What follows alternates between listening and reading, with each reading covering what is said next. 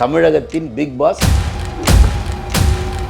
மக்கள் தெரிஞ்சவங்க வந்தா அவன் முகத்துக்காக ஓட்டு போடுறாங்க, இல்லைன்னா காசு கொடுத்தா ஓட்டு. நல்லது பண்ணா அந்த மாதிரியும் சூஸ் பண்ண யார் சொல்லுங்க? எலெக்ஷனுக்கு இன்னும் ரொம்ப நெருக்கடி ஆயிடுமே பக்கத்துல. கவலையப்படாதம்மா, விஜய் துணை முதல்வராக வருவார், கவலையப்படாது. கூட்டணி கன்ஃபார்ம் வேற வழி இல்லை. டைமுக்கு வரலன்னு சொல்றாங்க, ஏன் மக்களை போய் பார்க்கலன்னு சொல்றாங்க. இந்த மாதிரியான விஷயங்கள்லாம் வைக்கும் போது விஜய் சார் எல்லாம் கரெக்டாக இருக்கணும் வராரு, பார்த்தா தப்பு நடக்குது. அந்த கரூர்லேருந்து ஒரு 30 கிலோமீட்டருக்கு அவங்க அங்கேயே ஸ்டே பண்ணிக்கிட்டு லைவாக பார்த்துக்கிட்டே இருந்தது, ஆளுங்களை அனுப்பிக்கிட்டே இருக்குது. நீ போ நீ போ நீ போ நீ போ, என்ன பாரு போனா வேற. எம்ஜிஆராக இருந்தால் பண்ணியிருப்பார், விஜயகாந்தா இருந்தால் பண்ணியிருப்பார், பிரவீன்காந்தா இருந்தாலும் பண்ணியிருப்பார். அந்த முடிவு நிச்சயமாக விஜய் சார் அவர்களுக்கு ஃபேவராக தான் இருக்கும். அதுக்கப்புறம் தான் அவர் எனர்ஜி ஆவார், இல்லைனா ஏதோ ஒரு டிஸ்டர்ப்டிலே இருப்பார். எனக்கு லாஜிக் பதில் சொல்லுங்கள். நீங்கள் நின்றுக்கணும், அப்போ தான் நீங்கள் தனியாக நிற்க முடியும். இப்போ உங்களுக்கு சப்போர்ட் வேணும், ஏடிஎம்கே சப்போர்ட் வேணும், பிஜேபி சப்போர்ட் வேணும். நான் திமிராவே, நீ திமிர்னு கூட போட்டுக்கோ, இல்லை லூசுன்னு போட்டுக்கோ, 2 தான் கொடுப்பேன். ஒன்று முதல்ல லூசும்ப சொல்லிக்கோ, இன்னொன்று திமிரும்ப சொல்லிக்கோ. குறைந்த விலை நிறைந்த தரம், தங்கள் தேவைகள் அனைத்தும் ஒரே இடத்தில். ஜெயச்சந்திரன். சமீபத்தில் நிறைய விஷயங்கள்ல நீங்கள் விஜய் சாரை நிறைய சப்போர்ட் பண்ணி பேசுறது, அவரோட அரசியல் வருகையை. நான் ரஜினி சாரை சப்போர்ட் பண்ணமா? என்ன நான் நல்லா கேட்டுங்க. நான் அரசியலை பற்றி நான் புரிஞ்சுக்கிட்டது என்னென்னா, மக்கள் 2 தான். தெரிஞ்சவங்களுக்கு ஓட்டு போடுவாங்க, இல்லைன்னா காசு கொடுத்தா ஓட்டு போடுவாங்க. இவ்வளோதான். ஒன்று எனக்கு தெரியணும், என்னை பிடிக்கணும். எம்ஜிஆரை பிடிக்கும், ஜெயலலிதா மேடமை பிடிக்கும், கலைஞரை ஓரளவுக்கு பிடிக்கும். கொஞ்சம் படித்தவங்களுக்குலாம் கலைஞரை பிடிக்கும். எங்கள் அம்மா அப்பாலாம் கலைஞருக்கு எப்போ பார்த்தாலும் எங்கள் அப்பா முரசொலியோட தான் சுற்றுவார். அந்த அளவுக்கு எங்கள் அப்பா கலைஞரோட தீவிர இது. எங்கள் அம்மாவும் அதே மாதிரி. எங்கள் அம்மா அப்பா சண்டை போடாத ஒரே இடத்துல தான் ஓட்டு போகிறது உதயசூரியனுக்குன்ட்டு 2 பேரும். அதில் மட்டும்தான் ஒத்துமை, மிச்சம் எல்லாத்துலேயும் அடிச்சுக்குவாங்க. ஓகே, அப்படி இருப்பாங்க. நான் அப்புறம் அனலைஸ் பண்ணும்போது என்னன்னா, மக்கள் தெரிஞ்சவங்க வந்தால் அவன் முகத்துக்காக ஓட்டு போடுறாங்க, இல்லைன்னா காசு கொடுத்தா. நல்லது பண்ணா அந்த மாதிரியும் சூஸ் பண்ண. யார் சொல்லுங்க? ஒருத்தர் இல்லை சொல்லுங்க. காசு கொடு, இல்லைன்னா எனக்கு பிடிக்கணும் அப்படின்ற இடத்துல எம்ஜிஆர் நம்பர் 1. அதுக்கப்புறம் எம்ஜிஆர் கட்சியில் இருந்த ஜெயலலிதா மேடம். அதுக்கப்புறம் ஜெயலலிதா மேடமே கொஞ்சம் பிடிக்க ஆரம்பிச்சிது. அடுத்து வந்துதா அப்புறம் விஜயகாந்த் வராரு. விஜயகாந்த் ஒரு 50-60% பிடிக்கும், 100% கிடையாது. எம்ஜிஆர் அளவுக்குலாம் கிடையாது. அவர் நல்லவர் அப்படின்ற ஒரு இமேஜ் இருக்குது, போல்டானவர்னு. அதனால் விஜயகாந்த் சார் வந்தார். அப்புறம் அவரும் எங்கேயோ தடுமாறிடுச்சு. அதுக்கடுத்து ரஜினிகாந்த் வந்தால் ஃபுல் ஸ்வீப். அந்த 90s அந்த early 2000s பயங்கரமாக. 2019 அவர் வந்திருந்தாருன்னா வேறம்மா. அவருக்கு தானே நான் ஃபர்ஸ்ட் பேச ஆரம்பித்தேன். நான் ரஜினிக்கு தான் பேசுகிறேன். அப்படி தான் நான் டிவி டிபேட்டில் உள்ள நுழையிறேன். ரஜினி வர வரைக்கும் நான் தான் மினிஸ்டர்னே பேசுகிறாங்க, ரஜினி வந்தால் நான் தான் மினிஸ்டர்னு பேசுனாங்க. அந்தளவுக்கு நான் ரஜினி சாருக்கு சப்போர்ட் பண்ணேன். அப்புறம் அவர் வரல. அப்புறம் நான் வேறு எந்த கட்சிக்கும் போகல. அப்புறம் நான் எஸ்ஆர்எம் ஐஜேகேல நான் இருக்கேன். ஏன்னா எனக்கு அவர் படம் கொடுத்துருக்காரு, அண்டு அவர் பல பேருக்கு படிப்பு கொடுத்துருக்காரு. எனக்கு படம் கொடுத்தாரு, பல லட்சம் பேருக்கு படிப்பு கொடுத்துட்ருக்காரு. அதில் நிறைய பேருக்கு இலவசமாக பண்ணுறாரு, அவங்க சொல்கிறதே இல்லை. ஸோ இப்படி போகுது. அப்புறம் விஜய் பசங்களுக்கு புக்கு அந்த படித்து 10th +1 +2 பர்ஃபார்ம் பண்ணுறாங்க இல்லையா, அவங்களுக்கு ஹெல்ப் பண்ணது எனக்கு பிடிச்சி போச்சு. ஒரு பாராட்டு தொகுப்பு மாதிரி வச்சு பரவாயில்ல, இளைஞர்களை வழி நடத்த வராரு, இவரை சப்போர்ட் பண்ணலன்னா அங்கேருந்து நான் அவர் கட்சி ஆரம்பிக்கிறதுக்கு முன்னாடியே அவரை நான் சப்போர்ட் பண்ணுறேன். நேற்று வரைக்கும் நான் சப்போர்ட் பண்ணியிருக்கேன். விஜய் தான் உண்மையான பிக் பாஸ். ஓகே, தமிழகத்தின் பிக் பாஸ் திரு விஜய்னு நேற்று, அதாவது பிக் பாஸ்லேருந்து வெளியே வந்ததுக்கப்புறம் விஜய் டிவிக்கான பிக் பாஸ்லேருந்து வெளியே வந்துட்டு நடிகர் விஜய் தான் ஏன் பிக் பாஸ் தமிழ்நாட்டுக்குன்னு பேசுகிறேன் ஒரு சேனலில். அந்த அளவுக்கு நான் விஜய் மேலே வரணும்னு ஆசைப்பட்றேன். மக்கள் அவர் மேலே ரொம்ப ஒரு லவ்வில் இருக்காங்க. இந்த ஒரு சமீபத்தில் நடந்த ஒரு இஷ்யூக்கு அப்புறமும் இந்த நிலைப்பாடு தான் 100%. அவராக பண்ணார். ஓகே, அது நடந்துருச்சு. அவங்க சைடில் இன்னும் கொஞ்சம் கவனமாக இருந்திருக்கலாம். அது விஜய் சாரே எல்லாம் பண்ண முடியுமா என்ன, இல்லையா? கூட இருக்கவங்க இன்னும் கொஞ்சம் கவனமாக இருந்திருக்கலாம். போலீஸ் டிபார்ட்மெண்ட் இன்னும் கொஞ்சம் கவனமாக இருந்திருக்கலாம். அங்கே தானே தப்பு. விஜய் சார் எல்லாம் கரெக்டாக இருக்கணும்னு வராரு, பார்த்தா தப்பு நடக்குது. ஸோ அவர் டிஸ்டர்ப் ஆகிட்டார். பாவம் டிஸ்டர்ப் ஆகிட்டார் அவர். ஓகே, இப்போ என்ன மைண்ட் செட்டில் இருப்பார் சார் அவர்? இதுக்கு ரெமெடி வர வரைக்கும் அவர் எதுவுமே செய்ய மாட்டார். இதுக்கு ஒரு தீர்வு, யாரால் அந்த தப்பு நடந்தது, அன்எக்ஸ்பெக்டடாக நடந்ததா? இப்போ உச்சநீதிமன்றம் வரைக்கும் போயிடுச்சு. ஆமாம், சிபிஐ உச்சநீதிமன்றம் வரைக்கும் போனோன்னா இன்னும் மேக்ஸிமம் 1 or 2 monthsல ஏதோ ஒரு முடிவு வரும். அந்த முடிவு நிச்சயமாக விஜய் சார் அவர்களுக்கு ஃபேவராக தான் இருக்கும். அதுக்கப்புறம் தான் அவர் எனர்ஜி ஆவார். இல்லைனா ஏதோ ஒரு டிஸ்டர்ப்டிலே இருப்பார். அந்த கரூர் மக்கள் மனசில் என்னென்னா இருந்தாலும் தலைவனாக வரார் இல்லையா, ஒரு ஒரு இன்னமும் ஒரு டிஸ்டர்பன்ஸ் இருக்கும். இல்லை அவர் மேலே நிறைய கிரிட்டிசிசம்ஸ் வைக்கிறாங்கல்ல. அவர் வந்து டைமுக்கு வரலன்னு சொல்கிறாங்க, ஏன் மக்களை போய் பார்க்கலன்னு சொல்கிறாங்க, இந்த மாதிரியான விஷயங்கள்லாம் வைக்கும் போது இதெல்லாம் நீங்கள் என்ன ஒரு மைண்ட் செட்டில் நான் ஃபஸ்ட்டு டேவே சொல்லிட்டேன் அவர் கிளம்பி வந்துடக்கூடாதுன்னு. அதாவது கரூர் சம்பவத்துக்கு அடுத்த நாள் எனக்கு கேட்குறாங்க, ஒரு டிபேட்டில் உட்காடுறேன், விஜய் சார் அங்கேருந்து கிளம்பி வந்துடக்கூடாதுன்னு நான் சொல்கிறேன். அதாவது கரூர்லேருந்து வந்திருக்க கூடாது. ஓகே. ஆனால் போலீஸ் தான் வந்து அதான் அப்படி சொன்னால் கூட நீங்கள் காரில் அங்கங்கே சுற்றிட்டு இருக்கணும். ஏன்னா இறந்தது உங்களை நம்பி, மீன் இப்போ விஜய் சார் அதை நம்பி தானே வராங்க. நீங்கள் திருச்சியில் தங்கியிருக்கலாம் இல்லையா? வீட்டுக்கு வந்தது நீங்கள் ஃப்ளைட்டை பிடிக்க அதை எப்படி காட்டுறாங்கன்னா எல்லாம் நடத்திட்டு விட்டு ஓடுறாருன்ற மாதிரி காட்டிட்டாங்க. ஓகே. அப்படி இருக்கக்கூடாது இல்லை? அது தெரியாமல் அவர் யாரோ தப்பாக கைட் பண்ணுறாங்க. அதனால தான் சொல்கிறேன், அரசியல் பெரிய களம். அதுக்கு நீங்கள் உங்களை சுற்றி நல்ல ஆளுங்க புத்திசாலிகளை வச்சுருக்கணும். அது ஏதோ கம்மியாக இருக்கா மாதிரி எனக்கு தோணுது. அவர் அங்கேயே தான் திருச்சியில் உக்காரணும். நான் இங்கே தான் இருப்பேன், என்ன பண்ணீங்க, யார் நெருங்கி அப்படி சொன்னால் ஒன்றும் பண்ணியிருக்க முடியாதுல்ல. யார் சார் நெருங்க முடியும் அவரை? என்ன மக்கள் சக்தியை வச்சுருக்காரு, வந்து திறந்து நின்றுவான். அவர் வந்து திருச்சியில் ஒரு இடத்துல இருக்கார், அவருக்கு பிரச்சனைனா அங்கே அந்த அவர் தங்கியிருக்கிற ஹோட்டலை சுற்றி ஒரு 50,000 பேர் நின்றுவான். யார் என்ன பண்ணணும்னு நினச்சாலும் ஒன்றும் பண்ண முடியாது. அப்போ அவர் இருந்திருக்கணும். இருந்திருந்தா மேபி சீன் வேறே ஆயிருக்கும்.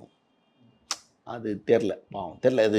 இதுதான் நம்ம எதையும் சொல்ல முடியாது, நடந்துருச்சு. ஓகே. இப்போது இந்த உச்சநீதிமன்றத்தோட அந்த தீர்ப்பு வந்ததுக்கு அப்புறமா ஆதவர்ஜுனா அவர்கள் அவருமே வந்து சில விஷயங்கள் பேசியிருக்காரு, இதுதான் நடந்தது அப்படின்ற மாதிரி சொன்னாங்க. அதில் முக்கியமான ஒரு விஷயம் வந்து அந்த 41 பேரோட குடும்பத்தையுமே வந்து தத்தெடுத்துக்க போகிறோம், நாங்கள் கடைசி வரைக்கும் அவங்க கூட நிற்க போகிறோம்னு விஜய் சொன்னதாக சொல்கிறாங்க. இது எப்படி சார்? இது கண்டிப்பாக அதை கன்ஃபார்மாக செய்வாங்கம்மா, செய்யணும், செய்வாங்க, செய்யணும். அதுக்கு இவர் தான் பொறுப்பு, செய்யணும். ஆமாம் சார், இவங்க பொறுப்புன்னா நீங்கள் வந்து அன்பில் செய்கிறது, குற்றவாளியாக செய்யலை, அன்பில் செய்கிறது. ரைட்? குற்றவாளி யாருன்னு தான் கண்டுபிடிக்க போகிறாங்களே, குற்றவாளியை கண்டுபிடிக்க போகிறாங்க. இல்லை ஒரு வேளை சொல்லலாம் அது தற்செயலாக நடந்ததாக கூட இருக்கலாம், தெரியல. நம்ம ஆக்சிடெண்ட்டாக அந்த நெருக்கடி ஏதோ நடந்துருச்சு, இருந்தாலும் 41 பேர் செத்துட்டாங்க இல்லையா? அப்போ அந்த 41 பேரோட குடும்பங்களுக்கு செஞ்சே ஆகணும். அப்போ அவர் என்ன பண்ணுவார்னா அவங்க குடும்பங்களுக்கு நம்ம நிற்கணும். அண்டு ஐஜேகே பச்சை புத்து இருக்கார் இல்லையா, பாரிவேந்தர், அவர் வந்து அந்த 41 குடும்பங்களுக்கும் எஜுகேஷன் ஃப்ரீன்னு சொல்லிட்டாரு.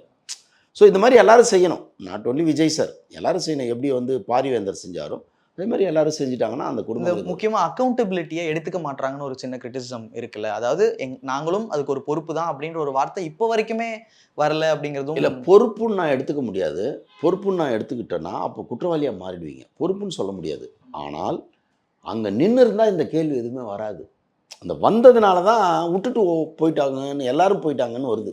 ஒருவேளை இருந்திருந்தா வேற மாதிரி இன்னொரு ஸ்பீட் ஆக்ஷன் ஆயிருக்கும். ஓகே. அந்த இடத்துல அவரை யார் போலீஸ் சொல்லுவாங்க. ஏன்னா போலீஸுக்கு வந்து இன்னமும் தப்பு நடந்துடக்கூடாது, விஜய் சாருக்கு ஒன்று ஆகிடக்கூடாது, அது போலீஸோட டியூட்டி. ஆனால் விஜய் சார் அங்கே எங்கேயாவது சரி நான் கிளம்புறேன்னு சொல்லிட்டு அந்த கரூர்லேருந்து ஒரு 30 கிலோமீட்டருக்கு அவங்க அங்கேயே ஸ்டே பண்ணிக்கிட்டு லைவாக பார்த்துக்கிட்டே இருந்துருக்கணும், ஆளுங்களை அனுப்பிக்கிட்டே இருக்கணும். நீ போ நீ போ நீ போ நீ போ, அங்கே என்ன பாரு போனா வேற.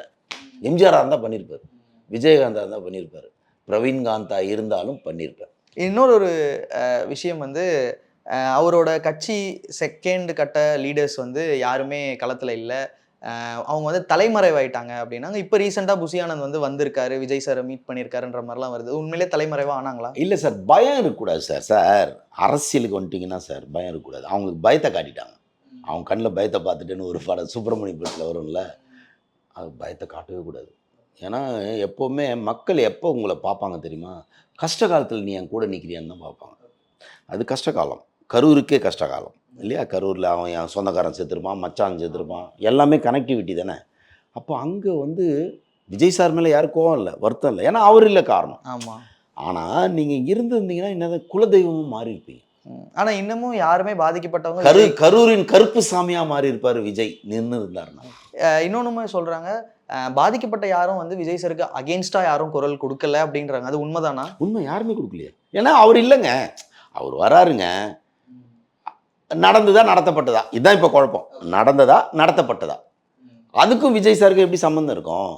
கவனக்குறைவுன்றது அது எல்லாரோட கவனக்குறைவும் ஒன்று சேர்ந்துருச்சு. போலீஸ் டிபார்ட்மெண்ட்டு கொஞ்சம் உஷாராக இருந்திருக்கணும், அந்த தெருவுக்கு கொடுத்துருக்கூடாது. இவங்க வந்து இவ்வளோ விஜய் சார் வந்தாலே க்ரௌடு 1 லட்சம் பேர் வருவாங்க, 1 லட்சம் பேர் அங்கே தாங்குமான்னு இவங்களும் யோசிச்சிருக்கணும், போலீஸும் யோசிச்சிருக்கணும். ஸோ இப்படி நடந்துருச்சு. அது இல்லை இது திட்டமிட்டு உள்ள ஒன்று நடந்திருக்குமான்னு எல்லாருக்கும் ஒரு டவுட் இருக்குது. ஓகே. அதை தான் இப்போ உச்சநீதிமன்றம் சிபிஐ சொல்லிடும். சொல்லிச்சுன்னா கிளியர். இப்போ மறுபடியும் எப்போ இதை ஸ்டார்ட் பண்ண போறாங்க டிவிக்கு? எப்போ வந்து அவங்களோட அந்த ஃப்ளோக்கு வர இது போறாங்க? கிளியர் ஆகிற வரைக்கும் விஜய் சார் எதையுமே பேச கண்டிப்பா இன்னொரு 2 மாசம். மினிமம் 2 மாதம். இந்த 2 மாசம் மைனஸ் ஆயிருச்சுன்னா எலெக்ஷனுக்கு இன்னும் ரொம்ப நெருக்கடி ஆயிடுமே பக்கத்துல. கவலையப்படாதம்மா, விஜய் துணை முதல்வராக வருவார், கவலையப்படாது. அப்போ முதல்வர் யார் சார்? எடப்பாடி பழனிசாமியாக இருக்கலாம். கூட்டணி கன்ஃபார்ம். கன்ஃபார்ம், வேற வழி இல்லை.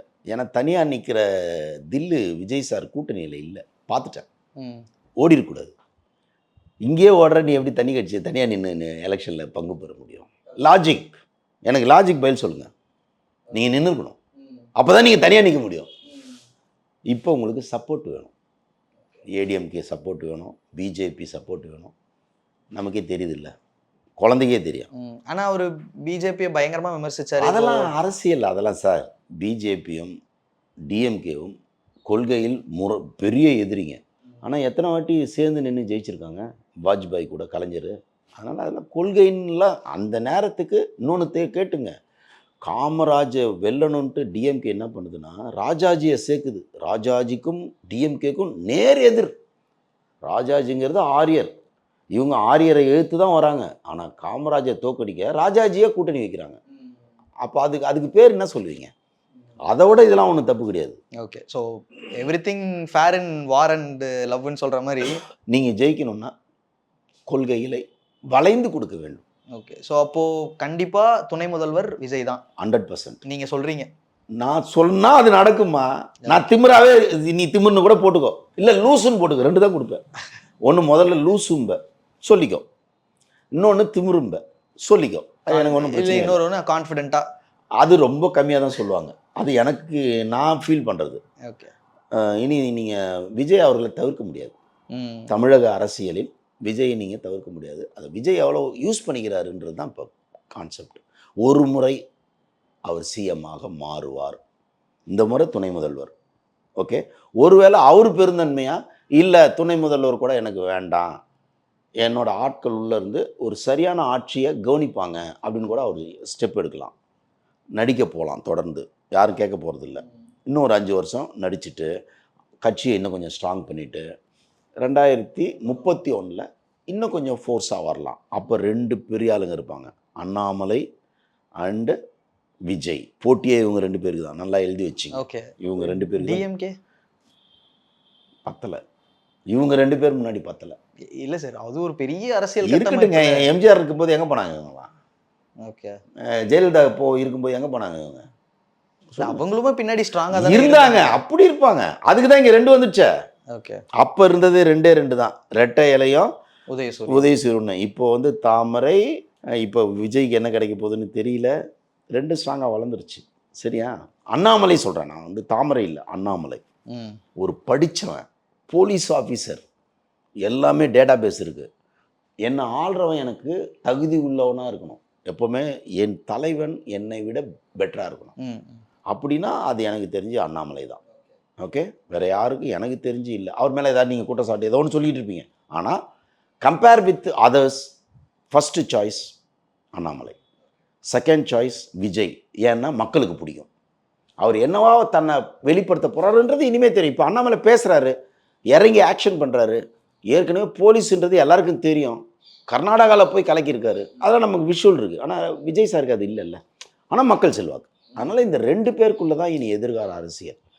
மேபி யாராவது முளைக்கலாம், 3வதாக யாராவது வரலாம், யாராவது சகாயம் மாதிரியோ தெரியல. அது காலம் யாருக்கு சகாயமாக இருக்கிறதுன்னு தெரியாது. ஓகே, யாரோ ஒருத்தர் வரலாம். ஆனால் இவங்க 2 பேரை நீங்கள் தவிர்க்கவே முடியாது. இனி யார் வந்தாலும் இவங்களுக்கு பின்னாடி தான் 3 தான். மேபி அது உதயநிதி ஸ்டாலினாக இருக்கலாம். மேபி அவர் இன்னும் கொஞ்சம் எஃபோர்ட் போட்டு தன்னை சரி பண்ணிக்கிட்டு மேபி 3ஆ அவர் மாற்றணும். இப்போ இல்லை, அவர் கேமில் இல்லை. அவர் டிஎம்கேவாக இருக்கார். உதயநிதி ஸ்டாலினாக வரணும். நல்லா கேட்டுங்க, இங்கே நான் விஜய் சாரை சொல்கிறேன், அண்ணாமலையை சொல்கிறேன். இங்கே நான் உதயநிதி ஸ்டாலினை சொல்ல டிஎம்கேன்றேன். இண்டிவிஜுவலாக நீங்கள் வளரணும். அது டிஎம்கேன்ற பேர் உதயநிதியாக மாறணும். அப்போ தான் நீங்கள் இதுக்குள்ளே வருவீங்க, இந்த கேமுக்குள்ளே வருவீங்க. இப்போ நீங்கள் உதயநிதி ஸ்டாலினாக வரல, இன்னும் அவர் கற்றுக்கணும். ஓகே, எனக்கு ஏன்னா உதயநிதி ஸ்டாலின் அவர்கள் என்னோடய ஃபேன். என் ஃபேன். எப்படின்னா, நாங்கள் ராமேஸ்வரத்துக்கு டைரக்டர்ஸ் யூனியன்லாம் கிளம்பி போகுது. அப்போ நான் ஒரு ஃபோட்டோ ஒன்று என்னோடய ஃபோட்டோவை போட்டேன். அவர் என்ன பண்ணுறாரு, அந்த ஃபோட்டோவை ஷேர் பண்ணி சூப்பர் சார் அப்படின்னு எனக்கு அனுப்புகிறாரு. ஸோ இதெல்லாம் நடந்திருக்கு. உதயநிதி சார்லாம் நம்மளை ரசிச்சிருக்காங்க. பக்கா. அதனால் நானும் அவரை ரசிக்கிறேன். ரொம்ப மென்மையானவர் தெரியுமா? தெரியுது. ரொம்ப தங்கமான ஆள். ஆனால் அரசியல் காலம்னு வரும்போது நம்ம எல்லாத்தையும் பேச வேண்டியது இருக்குது. தனிப்பட்ட முறையில் ஐ லவ் எல்லாருக்குமே உதயநிதி ஸ்டாலினை பிடிக்கும். கண்டிப்பாக. பட் தலைமைக்குன்னு சில இதை மக்கள் எதிர்பார்ப்பாங்க. ஓகே, அதை வளர்த்துக்குவார் நம்புகிறேன். டன். நன்றி சார். நிறைய விஷயங்கள் வந்து எங்களுக்காக பேசுனீங்க. சினிமா, அரசியல் எல்லாமே. Thank you so much. நன்றி சார். தேங்க்யூ. குறைந்த விலை நிறைந்த தரம் தங்கள் தேவைகள் அனைத்தும் ஒரே இடத்தில் ஜெயச்சந்திரன்.